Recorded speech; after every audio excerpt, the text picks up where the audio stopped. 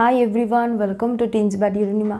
আজকে সপ্তম শ্রেণীর সপ্তম চ্যাপ্টার থেকে ইম্পর্টেন্ট কোয়েশ্চেন নিয়ে আলোচনা করব। আজকের এই ভিডিও রিকোয়েস্ট করেছিলেন প্রিয়াঙ্কা সাধু। প্রিয়াঙ্কা, তোমার রিকোয়েস্টেই আজকের এই ভিডিও। চলো শুরু করা যাক। প্রথমে আজকে 2 মার্কসের কোয়েশ্চেনগুলো নিয়ে আলোচনা হবে।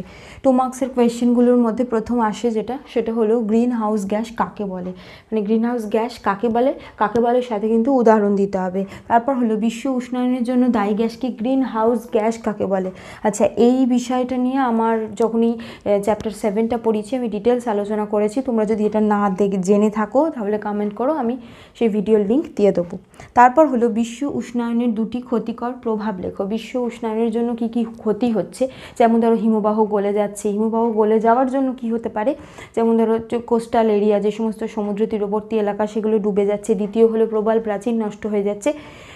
তারপর ধরো পৃথিবীর উষ্ণতা বেড়ে যাচ্ছে, জায়গায় জায়গায় বৃষ্টিপাত অনেক কম হচ্ছে। এই সমস্তগুলো পয়েন্ট করে লিখতে হবে।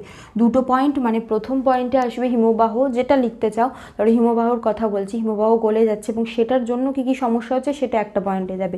দ্বিতীয় হলো ধরো প্রবাল প্রাচীর ক্ষতি হচ্ছে, সেইটা সেকেন্ড পয়েন্টে আসবে। তারপর হলো প্রবাল প্রাচীর কিভাবে তৈরি হয়। তারপর হলো প্রবাল কি, এদের দেহ কঙ্কাল কি দ্বারা গঠিত। তারপর হলো হিমবাহ গলে যাওয়ায় কী কী বিপদ আসতে চলেছে। হিমবাহ গলে যাওয়ার জন্য কী কী হতে পারে, মানে এই যে সমস্ত নদী তীরবর্তী এলাকা ডুবে যাবে, সুন্দরবনের মতো এলাকা সেগুলো জলের নিচে চলে যাবে, তার ফলে জীব বৈচিত্র্য হারিয়ে যাবে, এগুলো সব বলতে হবে। তারপর হলো বিশ্ব উষ্ণায়ন কিভাবে প্রবাল প্রাচীরকে বিপন্ন করছে। বিশ্ব উষ্ণায়নের ফলে যে সমুদ্রের জলের তাপমাত্রা বেড়ে যাচ্ছে, তার ফলে যে সমস্ত প্রাণীরা এই যে প্রবাল প্রাচীরে থাকে তারা মারা যাচ্ছে, এই জায়গাটা বলতে হবে। তারপর হলো ভারতকে অতি বৈচিত্র্যের দেশ কেন বলে। ভারতে এতগুলো এই যে তোমার হটস্পট রয়েছে, কতগুলো হটস্পট রয়েছে, সেই কারণে একে অতি বৈচিত্র্য বা মেগা ডাইভার্সিটি হটস্পট বলে। এটা ভালো করে পড়তে হবে। তারপর হলো ভারতের হটস্পটগুলি কী কী, যে 4টে হটস্পট, সেই 4টে হটস্পটের নাম বলতে হবে এবং পারলে প্রত্যেকটা হটস্পটে কী কী বিশেষ জীব পাওয়া যায় সেইটাও বলে দিতে হবে, একটা করে উদাহরণ।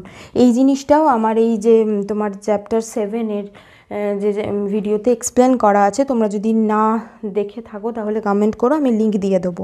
তারপর হলো কোয়ালা প্রধানত কোন দেশে দেখা যায়, এর প্রধান খাদ্য কি। অস্ট্রেলিয়ায় দেখা যায়, এর প্রধান খাদ্য হলো ইউক্যালিপটাস গাছের পাতা। বর্তমানে কেন কোয়ালা ভাল্লুকের অস্তিত্ব সংকটের মুখে, এটাও ডিটেলস বলতে হবে, কারণ কোয়ালা প্রধান খায় কি, এই যে ইউক্যালিপটাস গাছের পাতা। ইউক্যালিপটাস গাছ বর্তমানে প্রচুর পরিমাণ CO2 টেনে নিচ্ছে, কারণ বাতাসে CO2-র পরিমাণই বেশি। তার ফলে কি হচ্ছে, সেই যে পাতার খাদ্যগুণ অনেকটা কমে যাচ্ছে, তার ফলে কোয়ালা ভাল্লুক যে খাদ্যগুণ সেটা কম পাচ্ছে। তার ফলে এদের সংখ্যা, এদের পুষ্টিগুণ হ্রাস পাচ্ছে, এরা সংখ্যার বৃদ্ধি কম করছে, তার ফলে এদের অস্তিত্ব এখন সংকটের মুখে।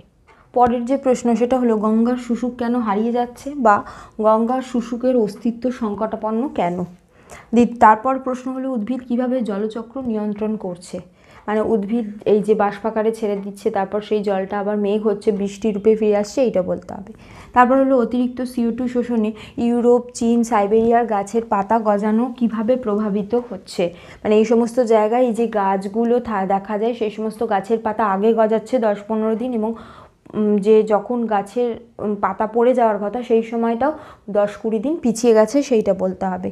তারপর হলো বড় গাছের আশেপাশের স্থান বা গাছের ছায়ার নিচে দাঁড়ালে ঠান্ডা বোধ হয় কেন। এই প্রশ্নটা ইম্পর্টেন্ট। আমরা সবাই জানো গাছ যখন বাষ্প মোচন করে কি করে, যে বাষ্প মানে জলটাকে বাষ্প করে ত্যাগ করে, তখন লিন তাপ নিয়ে নেয়, সেই জন্য আশেপাশের অঞ্চলটা ঠান্ডা হয়ে যায়, বা গাছ যে জায়গায় আছে সেই মাটিটাও অনেকটা ঠান্ডা হয়ে যায়। বাতাস ভাঙা গাছ কাকে বলে। বেশি দূষক পদার্থ ধারণ করতে পারে এমন উদ্ভিদের পাতার বৈশিষ্ট্য, মানে এই পাতা চওড়া হবে এবং অনেকটা বড় হবে আকারে, এই জাতীয় পাতাগুলো বেশি দূষক পদার্থ ধারণ করতে পারে, উদাহরণ দিতে হবে।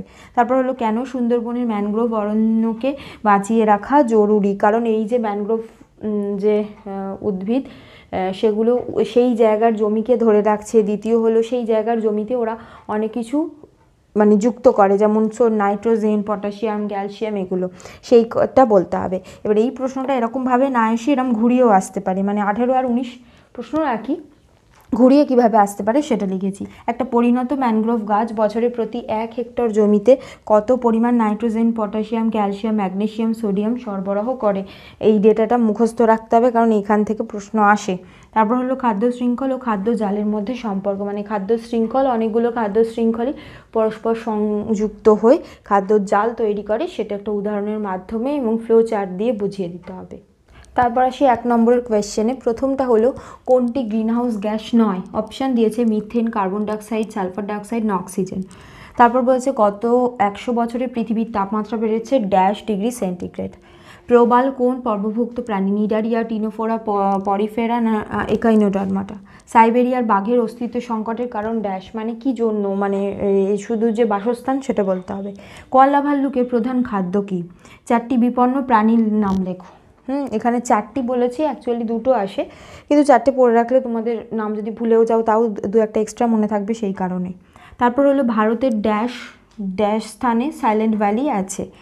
সাইলেন্ট ভ্যালি কোথায় আছে সেটা বলতে হবে। তারপর হলো দূষক বেশি শোষণ করে কোন কোন গাছের পাতা? প্রবাল প্রাচীরে প্রবাল ব্যতীত কোন কোন প্রাণী থাকে? মানে প্রবাল ছাড়াও আরও যে স্পঞ্জ এই সমস্তগুলোর বলতে হবে। প্রবাল প্রাচীর আছে এমন 2টো দেশের নাম লেখো। এসপিএম কি? এসপিএম তোমাদের বইতে লেখা আছে, দেখ, সাসপেন্ডেড পার্টিকুলেট ম্যাটার, এসপিএম। এটা হলো বাতাসে ভাসমান যে ধূলিকণা সেগুলোকে বলে। তারপরের প্রশ্ন হলো বিশ্ব উষ্ণায়নের জন্য উত্তর মেরু অঞ্চলে কী কী সমস্যা দেখা দিচ্ছে? শুধু সমস্যাগুলো মেনশন করতে হবে। তারপর হলো কুইনাইনের উৎস ও কাজ কী?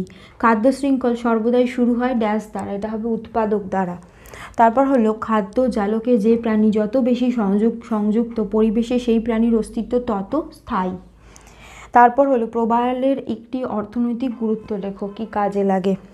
তারপর হলো ম্যালেরিয়া রোগের বাহক ড্যাশ, মানে তোমার এই মশা, এবং কোন মশা, অ্যানোফিলিস মশা সেটা বলে দিতে হবে। এটা ম্যালেরিয়া লিখেছি, এটা কিন্তু ডেঙ্গু আসতে পারে, সেজন্য এই জাতীয় প্রশ্নগুলো একই রকম বদলে যেতে পারে, একইভাবে বলতে পারে ডেঙ্গু রোগের বাহক ড্যাশ মশা, ঠিক আছে।